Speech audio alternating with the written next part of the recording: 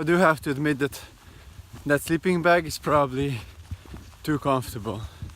If you're a little cold in the morning, then you kick your butt faster and you're out. It's day 5. I don't feel too well. My head is all stuffed, I've been coughing. I guess I just have to dig a little bit deeper in the pain cave and move on. If I had to choose, that was the most miserable day of the trip. My cold was advancing and the landscape didn't change very much, but I still had fantastic time.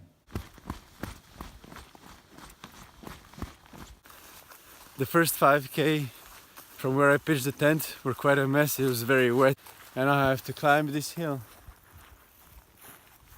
And after that, another one. There are 3 Arctic hares over there. They seem to be minding their own business, which is nice. It was a short, steep, but sweet climb. And climbing a hill or a mountain is always worth it. Just look at the view.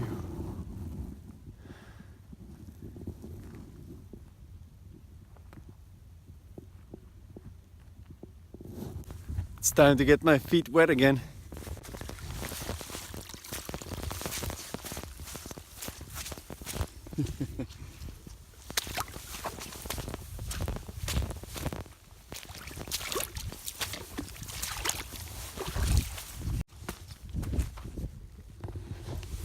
That was probably one of the wettest spots so far.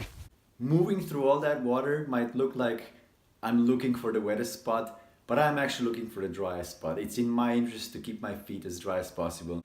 And that's actually one of the trips where I got my feet wet on the first day and they stayed wet until I reached Sisimiut and slept in a hotel. And there's hut number 4, about 1 kilometer away. It's super tiny. Let's go and see what's inside.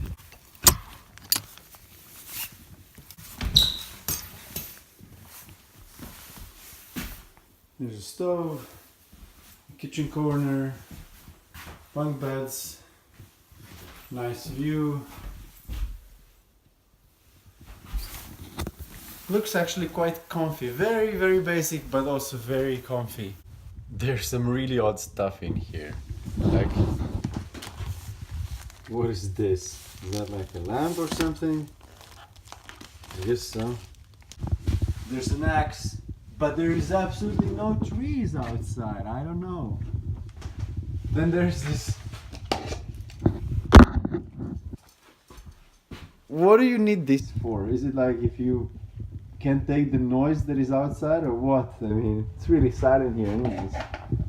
I've been on trail for 3 hours, covered 15 kilometers, and I think it's time for breakfast now. There was no one at that hut, but I passed 3 huts that day. And the way hikers usually do it is they go between huts. So they reach the next hut at, I don't know, noon or 2 p.m. and they're gonna spend the night there. So one of the huts, there's like 5 or 6 hikers. I start packing my stuff to move on and they start hitting the sack and they're like, where are you going? I mean, I stay out until it gets dark and they just couldn't get it. And I have to say that I get a kick out of that every single time. Seriously? Take a look at this. I'm going actually down there. See this little stream here? That stream and probably 1,000 other streams are going down to that valley below. And that valley looks like a big watery mess. It's very wide, it's probably extremely wet. I'm looking forward to it.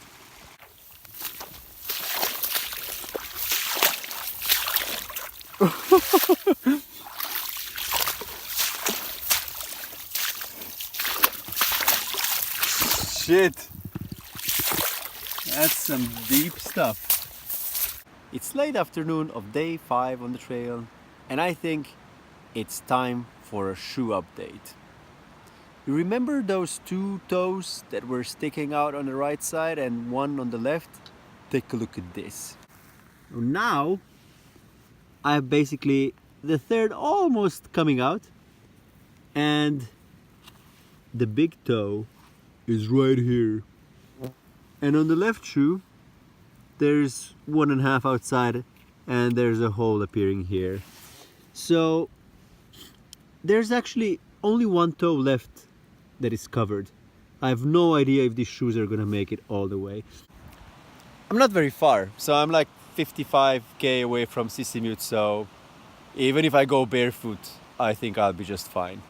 Even though going barefoot wouldn't be such a bad outcome, but I wouldn't be very happy that I would need to carry those broken shoes in my backpack.